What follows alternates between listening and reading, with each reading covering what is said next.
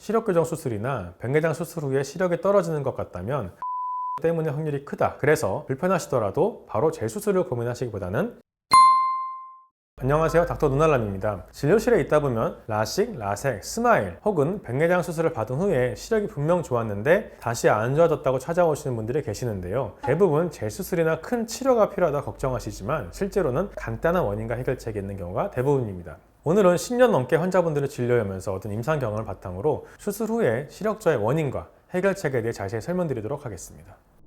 먼저 시력교정술 후에 시력이 다시 떨어졌다고 하면 보통 생각하시는 게 근시퇴행인데요. 근시퇴행은 시력교정 수술 후에 시력이 다시 떨어지는 현상을 말하는데 수술을 하면 100명 가운데 5명 정도에서 발생한다고 알려져 있습니다. 각막을 깎아서 시력을 교정했는데 어떻게 더 나빠질 수 있냐고 생각하실 수 있지만 우리 각막은 수술로 깎았더라도 시간이 지나면서 조금씩 변화가 생길 수 있어요. 완전히 원위치로 돌아가진 않지만 약간의 변화만으로도 시력에는 영향을 줄 수 있습니다. 특히 수술 전에 근시나 난시 도수가 높아서 각막을 많이 깎은 경우 혹은 아주 이른 나이에 수술을 받은 경우에 퇴행이 더 잘 일어날 수 있는 거죠. 그런데 여기서 중요한 점은 시력이 떨어졌다고 오시는 분들 중에서 실제로 근시퇴행인 경우는 그리 많지 않다는 것입니다. 그럼 왜 시력이 다시 떨어졌냐 하면은 제 경험상 열의 9은 안구 건조증 때문이었습니다. 얼마 전 30대 환자분도 라섹 수술을 3년 만에 시력이 떨어져서 오셨는데 인공눈물을 넣으면 잠깐 시력이 1.0까지 올라갔다가 30분만 지나면 다시 떨어진 현상이 있었어요. 이런 경우가 전형적인 안구 건조증 증상입니다. 2주간 집중적으로 건조증 치료를 하고 나니 시력이 정상으로 돌아왔죠.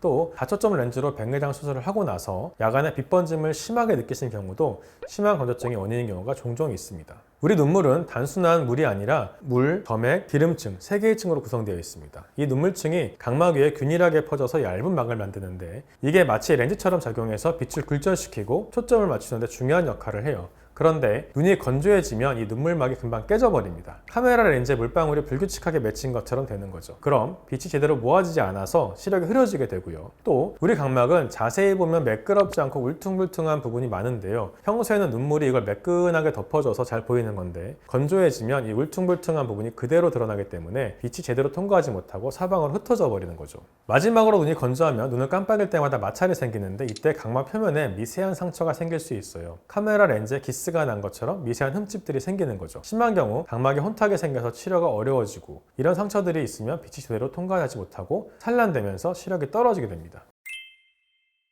일단 인공눈물이 확실히 도움이 됩니다. 특히 컴퓨터 작업을 많이 하시는 분들은 눈을 깜빡이는 횟수가 본인도 모르게 줄기 때문에 쉽게 건조해져요. 그래서 2~3시간마다 한 번씩 넣어주시면 좋고요. 자는 동안에도 눈이 많이 건조해지기 때문에 아침에 일어났을 때와 자기 전에도 한 번씩 넣어주시는 게 좋습니다. 참고로 많은 분들이 인공눈물을 점안하실 때 눈 바로 가까이에서 넣으시는데요. 잘못하면 각막에 상처가 날 수 있어서 어느 정도는 간격을 두고 고개를 뒤로 젖힌 상태에서 넣어주시는 것을 권장드립니다. 사실 안구 건조증 개선은 생활 습관도 정말 중요합니다. 수분을 자주 섭취하시고 실내는 건조하지 않게 적절한 습도를 유지하시고 컴퓨터 작업을 하실 경우 1시간에 한 번 정도는 눈을 1분이라도 감았다가 뜨는 것도 좋은 방법입니다. 눈이 간지럽거나 필요할 때 무의식적으로 눈을 비비는 분들도 많은데 이것도 정말 조심해야 합니다. 각막은 생각보다 약하고 예민해서 눈을 계속 비비다 보면 각막 모양이 변할 수 있어요. 실제로 알레르기 때문에 눈을 자주 비벼서 각막이 변형되는 케이스들도 있습니다.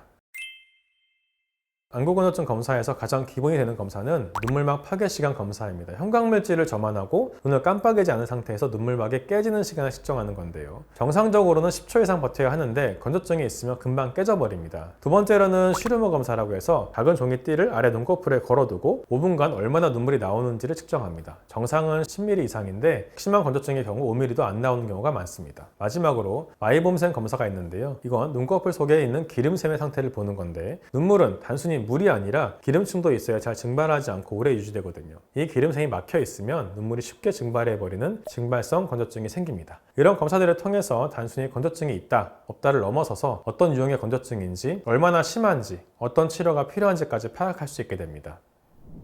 오늘 내용을 정리해보자면 시력교정 수술이나 백내장 수술 후에 시력이 떨어지는 것 같다면 안구 건조증 때문에 확률이 크다. 그래서 불편하시더라도 바로 재수술을 고민하시기보다는 먼저 건조증 검사와 치료를 받아보시는 것을 권장드린다는 내용이고요. 인공눈물을 자주 넣어도 효과가 없거나 시력저하가 반복되는 경우, 그리고 눈의 통증이나 충혈이 심한 경우에는 꼭 안과에 가셔서 진료를 받아보시기 바랍니다. 더 궁금한 사항이 있다면 댓글로 남겨주시고요. 저는 다음 영상에서 뵙겠습니다. 감사합니다.